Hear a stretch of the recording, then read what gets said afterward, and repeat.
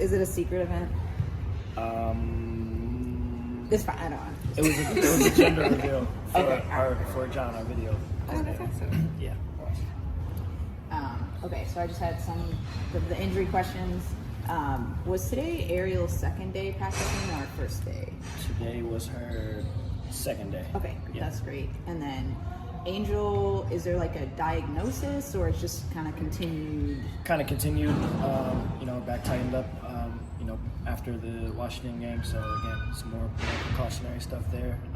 So she'll be out tonight. With Coach Nally, just obviously your guys' relationship, you've already seen each other once, but I guess how do you reapproach this now, just knowing what she might attack with? Obviously you guys have a close relationship, kind of like a check-in now. What will you do differently? What will you look at differently? Yeah, I think it's we're kind of also a little bit of different team since the last time we played. We didn't have Camilla last time, and then they have some additional pieces as well that didn't play against us in the first game, and so it'll be an adjustment, but we're prepared for it to continue to. I think we'll continue to see the aggression that they play with from a defensive standpoint. They pack the paint really well. They protect the paint, tops in the league. So we got to do a good job of creating space inside for our bigs to work, but then also be able to play inside out and be able to find our shooters on the perimeter at times. And so we got to do a great job on both ends. They don't stop. They play hard for 40 minutes no matter what, and so we got to be prepared for that. What would you like to see from Camilla? Obviously, she's kind of been on a roll as of late. She almost had her third double-double, but just the confidence that she's kind of meshing with the team a little bit more again as well. What do you really want to see with her, especially with Angel being in and out now? Yeah, I think her energy and activity. I think that her ability to use her size and her length to be disruptive.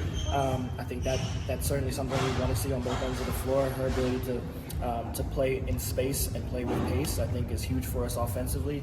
To be able to move it to the second and third sides and then allow us to create advantages to get downhill and get into the paint. That's what we're looking for tonight. How do you think about Sev's integration into the team? Great. She's the questions that she asks, you can tell that she's a vet, and so she's picking up the game pretty quickly. She's already got some chemistry with her teammates from international play and being around them, and so there's some familiarity there, which has helped the transition. But she's a pro, so she'll fit in just fine. Yeah, she looked like she knew everything already. Yeah, for sure.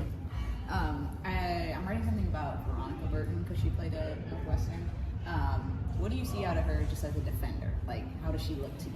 Yeah, I think her offensive game is what's taken the jump this year. I think defensively, that's what's been her calling card since she's been in the W, and so you've known what to expect from that end. But the way that she stepped up her offensive game, whether it's facilitating or scoring, she's shooting the ball really well. Like, she's pushing the pace and commanding the offense. Like, she's turned herself into a real complete player that adds just to what she already brought defensively. And so she puts a lot of pressure on ball handlers. She's able to play in the passing lane. She's got this the strength and good enough size to be able to guard off the ball as well. And so she's disruptive, man.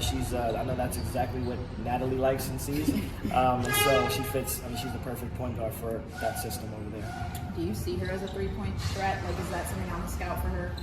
Yeah, I think you have to look at their team as a constant threat just because of how many they get up. And when you get up that many attempts, then sometimes the averages kind of work out in their favor. And so we can't allow rhythm shots. We got to be disruptive from that standpoint and force them off the line, and then rely on our ability to keep them in front.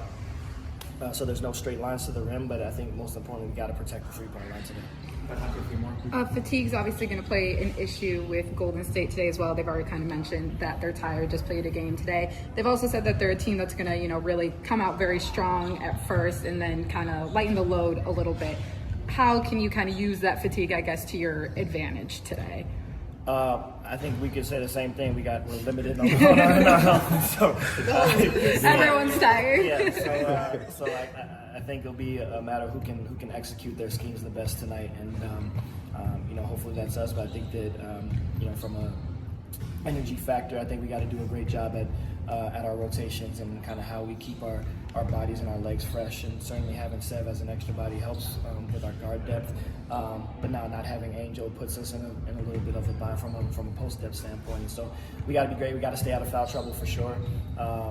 Expect more minutes from Maddie tonight as well, just to give E or Mill a blow, and so that's what we look to tonight. I noticed that the players were getting customized shoes before, and that will be revealed later. I haven't put that out to the public, obviously, Okay. but just kind of your thoughts on the excitement of that, plus sneaker night being here, and how fans have really embraced that and coming to, like, especially a city like Chicago with so much culture.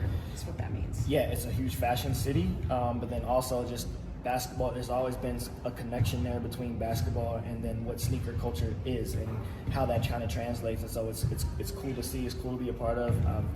My sister is a fashion stylist in the sports world, and so a little bit of familiarity there. So I know how important it is, and I'm a big shoe guy as well. And so It's up for tonight.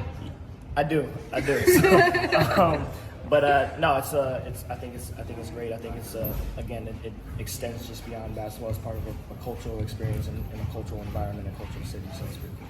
We'll close out with Brian. How are you and the staff kind of adapting to the fact that you guys are going to be home for a stretch of games and just getting practices and getting the time together with the team? Yeah, I think it's. I think most importantly, it's better on the health of our players. You don't have to deal with the travel.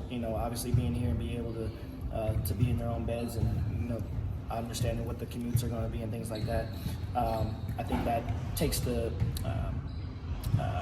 adds to the energy that you're able to have, and then also being able to feed off the home crowd is going to be important for us. So we need to use that and feed off of that energy in a positive way, and hopefully generate a few wins. Thanks, everyone.